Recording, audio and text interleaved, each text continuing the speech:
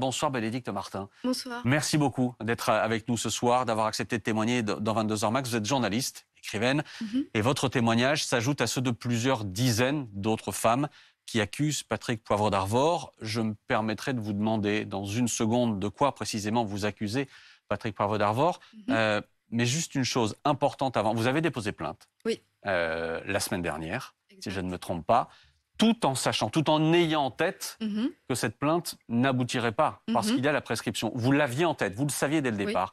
Pourquoi malgré tout faire ce geste-là 20 ans après? Parce que c'était il y a quasiment 20 ans ce qui vous est arrivé. Alors, pour deux raisons.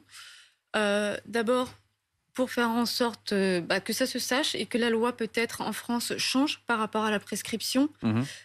Parce que si nous, donc les victimes de PPDA ou les autres victimes de viol ou tentatives de viol ou d'agression sexuelle témoignons si tardivement, c'est que c'est très long le processus. Il y a d'abord la sidération, il y a le déni, il y a la culpabilité d'avoir envoyé certains signaux. Il y a après, voilà, il y a après, donc le déni, voilà, les signaux qu'on a envoyés. Après, on n'a pas envie d'être une victime, de se montrer comme victime. Et puis après, on met un petit mouchoir dessus. On essaye de continuer à vivre parce que souvent, c'est vrai que voilà, en France, encore maintenant, on rencontre tout de même une espèce ouais, c'est pas grave. Donc on essaye de vivre avec. Mais voilà, que ce soit 10 ans ou 20 ans après, on se rend compte qu'en fait, on marche depuis tout ce temps-là avec une jambe cassée et qu'on ne fait que boiter. Et moi, ça fait 19 ans que je me rends compte que ce qui s'est passé avec Patrick ce soir-là, cette agression sexuelle, a en l'occurrence eu un impact sur énormément de choses dans ma vie, privée, travail, voilà. Et puis aussi, je tenais à rajouter ma pierre à l'édifice pour que les crimes, parce que c'est des crimes que de violer quelqu'un, c'est pas un délit, c'est pas un vol. C'est nous, on est entendus à la criminelle quand on va là-bas, soient entendus. C'est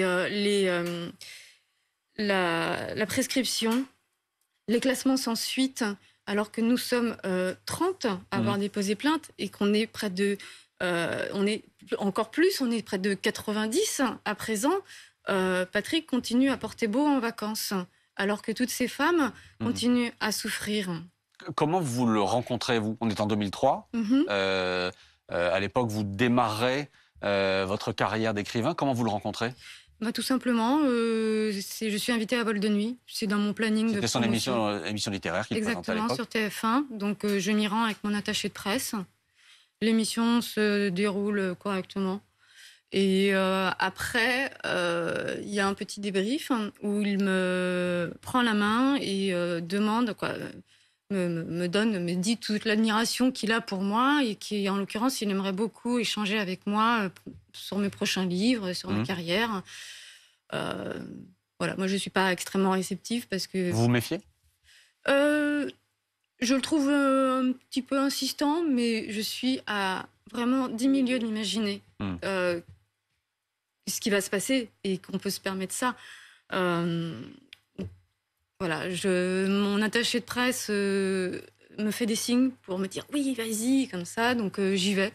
Alors que, voilà, donc je prends... Vous acceptez ce rendez-vous. Voilà. Et ce que vous racontez, c'est ce que d'autres femmes ont raconté. C'est un scénario qu'on a déjà entendu depuis le début de ces plaintes contre Patrick Poivre d'Arvor. Il vous invite lors d'un JT et il vous fait asseoir juste à côté du prompteur. Exactement. Voilà. Et donc, moi, à chaque fois... Bon, maintenant, j'ai arrêté de lire les témoignages parce qu'à chaque fois, je lis ma propre histoire et je la connais. C'est ce côté sériel, tout comme il y a des tueurs en série. Et pour moi, Patrick ça est un violeur en série parce que tous ces actes se passent au même endroit, quasiment à la même heure, avec le même type de femme. On a toutes le même profil. En l'occurrence, il a une grande attirance pour la minceur, la maigreur. Voilà, il y a un problème. Ce soir-là, après le journal, il vous invite dans son bureau. Qu'est-ce qui se passe à ce moment-là? Il parle de choses et d'autres. D'abord, bon, voilà, un petit peu des questions somme toute très normales, banales, acceptables. Et puis, il commence à parler un petit peu, à dévier, à me demander tout de même pourquoi j'ai été éditée chez Flammarion, qui est une grande maison, pour mon premier livre, alors que je suis si jeune. Mmh. Il me demande en l'occurrence si j'ai eu une aventure avec Frédéric Becbédé, quoi. Je suis Qui est le patron de la maison d'édition à ce moment-là? qui est éditeur. Pardon, Éditeur. pas le patron, un éditeur, absolument. Voilà, mais qui vient être éditeur, en fait, d'être fraîchement nommé. Donc voilà, on évoque une affaire qui s'est déroulée quelques jours avant, lors de mon passage, quand j'étais invitée chez Thierry Ardisson, à Tout le monde en parle, où il avait fait venir mon petit copain de l'époque et qui avait quitté le plateau après des remarques véritablement sexiste et déplacé de la part de Thierry Ardisson. Il avait quitté le plateau. Donc Patrick me demande comment j'ai arrangé le coup avec mon petit copain. Et donc voilà. Et puis il dévie, il me parle. Il m'avait déjà montré la photo de Solène auparavant dans le bureau. Et il dévie en fait sur mon poids.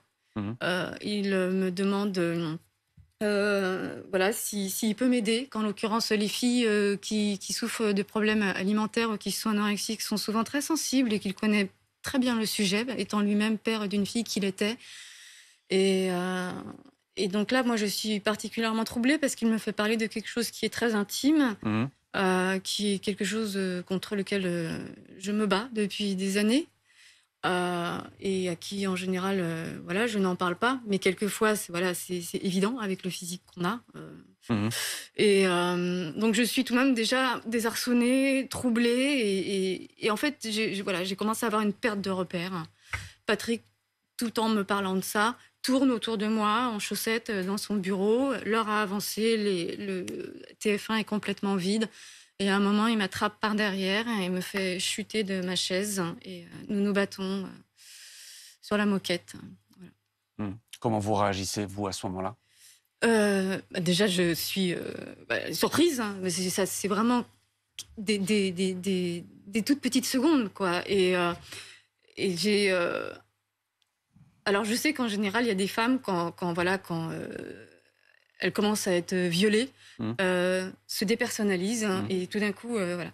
Moi, en fait, mon esprit m'a dit non, pas moi, je veux pas. Non, moi, je serais pas violée.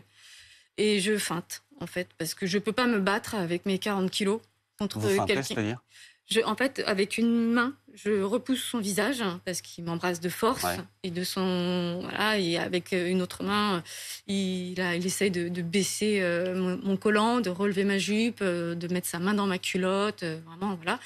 Et je le repousse du visage comme ça.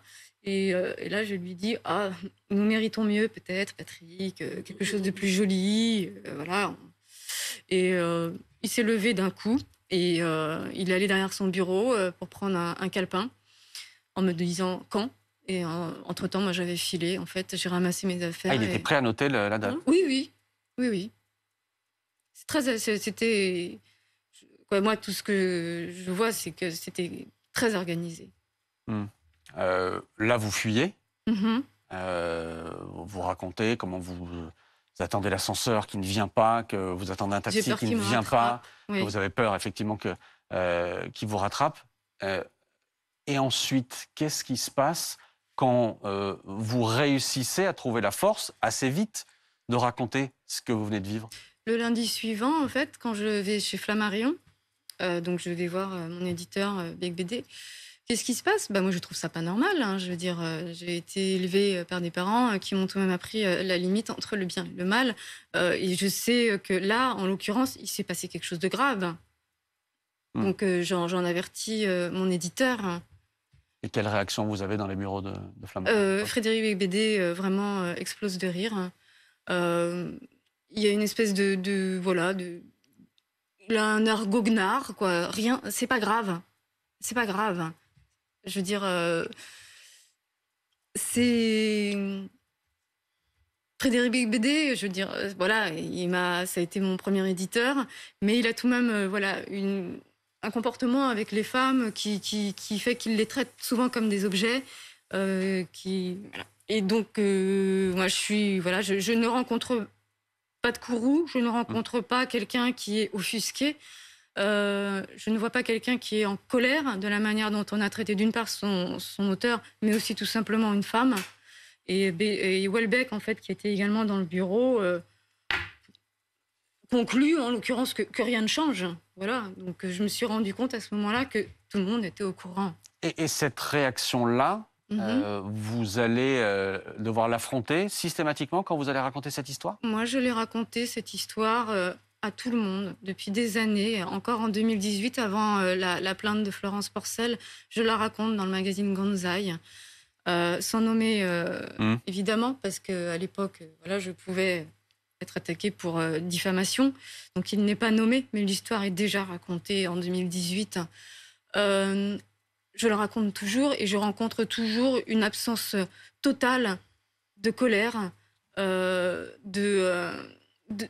courroux. Je suis évidemment tenu de préciser que Patrick Poivre d'Arvor est présumé innocent. Oui. Vous avez porté plainte, que lui a toujours nié avoir été violent et avoir forcé qui que ce soit à avoir une relation sexuelle avec lui. Ça a toujours été sa ligne de défense jusqu'à maintenant.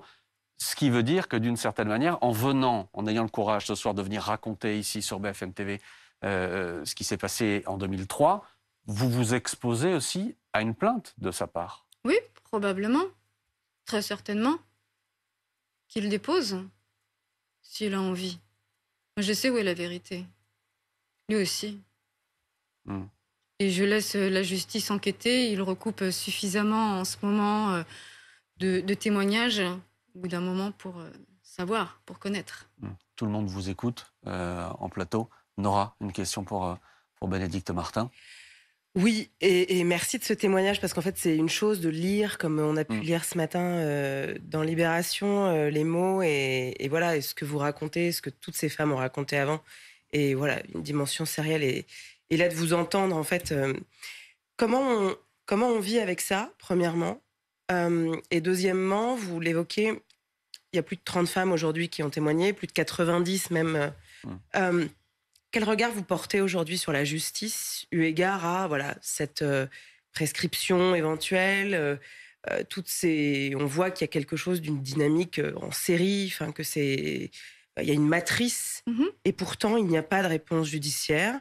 Qu'est-ce que ça veut dire pour vous? Alors, je vais d'abord répondre à cette question. Après, vous me reposez la première. Mais je vais d'abord répondre à cette question. Ce que j'attends de la justice, c'est qu'elle évolue avec son temps. Il y a eu le MeToo américain qui a fait changer des lois, qui a fait des droits voisins, des lois voisines. En Angleterre aussi, ça s'est passé avec un présentateur de la BBC, je crois. Donc, j'attends que la loi française s'adapte aussi à ce qui se passe, que la loi française respecte la cause des femmes, qui n'est absolument pas entendue, pas uniquement dans ce domaine, mais sur tous les autres domaines, en l'occurrence, quoi. Je veux dire, l'égalité n'est toujours pas là. Par exemple, 96% des viols sont quand même commis par des hommes. La population carcérale, c'est 90% d'hommes aussi. Donc il y a tout de même donc quand on parle liberté, égalité, fraternité, dans ces cas-là, faites aussi les lois et protégez aussi les femmes. Donc moi j'attends ça de ma plainte. Et la première question. Je vais vous poser la première question différemment. Je vais rebondir sur un mot que vous avez prononcé tout à l'heure. Nora, vous demandez comment est-ce qu'on vit avec ça. Vous disiez tout à l'heure que c'est comme si vous boitiez. Oui. Depuis toutes ces années. Oui, ça a eu un impact sur toute ma vie. Quand j'ai compris au bout d'un moment que mon histoire n'intéressait pas, parce que, ma foi, nous sommes en France et il y a un petit côté de taverne, on va dire. Donc, non, ça, voilà. Néanmoins, j'en ai toujours parlé, moi. Mais est-ce que le fait d'en parler, d'en avoir parlé dans Libération, d'en parler ce soir, est-ce que vous sentez que c'est quelque chose qui vous aide? Oui, alors je vais parler un petit peu crûment. Le jour où je suis sortie, en fait, après mon dépôt de plainte, quand le procès-verbal a été imprimé et tamponné, je suis sortie dans la rue et pour la première fois de ma vie, je ne sentais plus la main de Patrick Poivre d'Arvor dans ma culotte. je l'ai donné à la justice. Et je voulais vous demander, est-ce que vous avez l'impression que les choses ont un peu évolué ? Vous avez parlé de cette agression extrêmement violente, mais surtout de la réaction sidérante dans la maison d'édition notamment. Est-ce que vous avez l'impression que des jeunes écrivaines, ou moins jeunes d'ailleurs, auraient une autre réaction maintenant si elles confiaient ce qui leur était arrivé ? Si ça arrivait de nos jours, je pense que maintenant, justement avec nos plaintes qui sont déposées, des hommes comme PPDA, on va dire à la papa, comme on dit en France, n'oseraient plus faire ça parce qu'ils savent que la parole a été ouverte et que vous m'invitez ce soir ici. Libération fait des articles dessus. Il y a tout de même maintenant cette épée de Damoclès. Et puis je pense aussi que de nos jours, une jeune écrivaine se retrouverait pas dans cette situation parce que c'est une génération qui a été élevée avec tout de même plus d'égalité et ou plus qui est moins patriarcale. Antonin. Ce qui est vrai, c'est qu'on a quand même un problème en France spécifiquement avec les violences faites aux femmes. Quand on regarde l'Europe, c'est-à-dire que 70% des plaintes pour viol sont classées sans suite. Oui. Et en réalité, il y a quand même des choses à faire qui sont des moyens, en fait. Si on décide de s'attaquer au problème, si on décide de donner les moyens à la justice, on peut faire quelque chose. Bien sûr. L'Espagne, en 20 ans, a diminué d'un quart les violences faites aux femmes. Oui. Comment ? Avec des tribunaux spécialisés, c'est-à-dire qu'il y a 300 tribunaux spécialisés en Espagne qui ne s'occupent que de ces affaires-là. Ouais.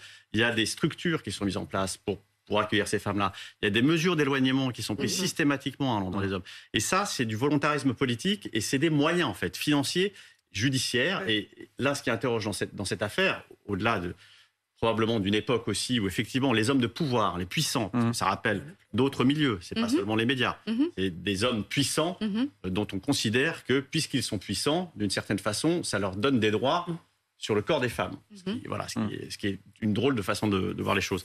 Mais en dehors de ça, aujourd'hui, ce qui est un peu interpellant dans votre affaire et ce qui est un peu révoltant quand on regarde les chiffres, c'est qu'en fait, il y a des choses à faire et que c'est une question de moyens et que pour le moment, on a le sentiment que la grande cause du premier quinquennat d'Emmanuel Macron n'a pas totalement donné ses résultats. En effet, oui. Moi, je suis assez dubitative quand je vois que finalement, qu'est-ce qui a été fait pour les femmes durant le premier quinquennat. Macron, finalement, le président, a ramené vers lui ce que des associations ont fait pour l'endométriose. Voilà. Et c'est tout. Le viol, les violences conjugales. Rien n'est passé. Et j'attends aussi, moi, que le président aussi s'exprime dessus, peut-être. Ou que la ministre en l'occurrence, s'exprime là. D'autant que je crois que depuis le début de l'année, les violences faites aux femmes sont en augmentation par rapport aux années précédentes. Donc il y a toujours une... On rappelle par ailleurs que c'était censé être la grande cause du quinquennat précédent. Absolument. Exactement. Absolument. Et je voulais revenir sur le classement de la plainte sans suite. Est-ce que c'est réellement inéluctable ? Parce que vous évoquiez le fait d'un violeur en série, entre guillemets, vous avez utilisé ces termes-là. Est-ce que dans ce cas-là, ce délai de prescription pourrait être reporté ? À partir du moment, si j'ai cru bien comprendre, où c'est sériel, nos plaintes sont entendues et sont prises sont enregistrées. À partir du moment où c'est sériel. Mais c'est ça qui est terrible, c'est qu'on voit bien qu'il y a quelque chose de l'ordre de la matrice. Chez Patrick Poivre d'Arvor, c'est le même scénario qui se répète, vous l'évoquiez.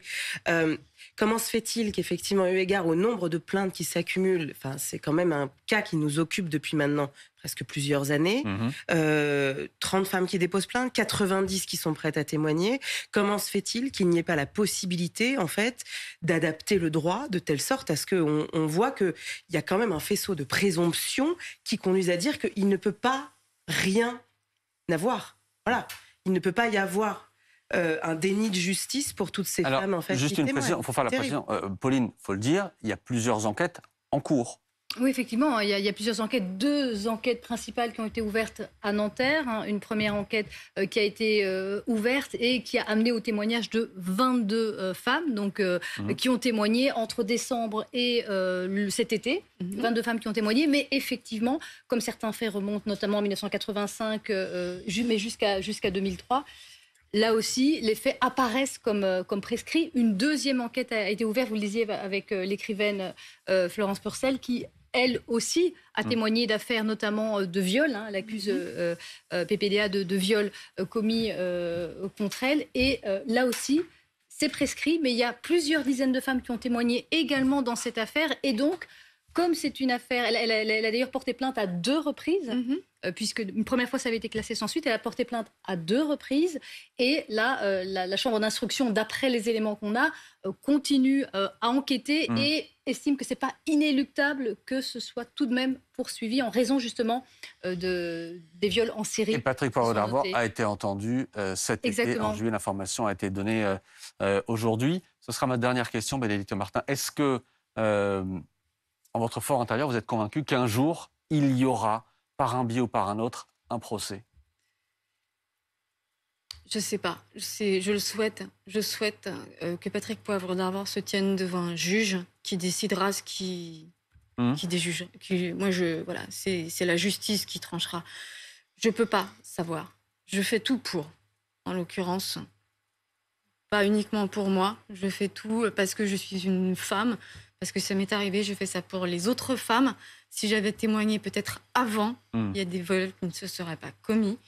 Et je fais ça pour toutes les femmes qui n'osent pas encore en parler. Et c'est pour ça que j'ai choisi aussi de ne pas être anonyme, parce que quand on dit le mot viol ou quand on dit le mot plainte, on se rend pas forcément compte que voilà, nous sommes des femmes qui avons des vies, on va faire des courses, nous sommes des filles, des mères. Passer à la télé et de dire j'ai été violée. Voilà. On imagine que c'est de se dire qu'on va être regardé uniquement parce que c'est très enfermant en même temps.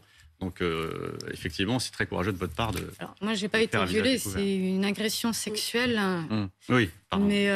Mais effectivement, je pense que de toute façon, moi, je n'ai aucune honte à avoir, donc je montre mon visage. Merci beaucoup.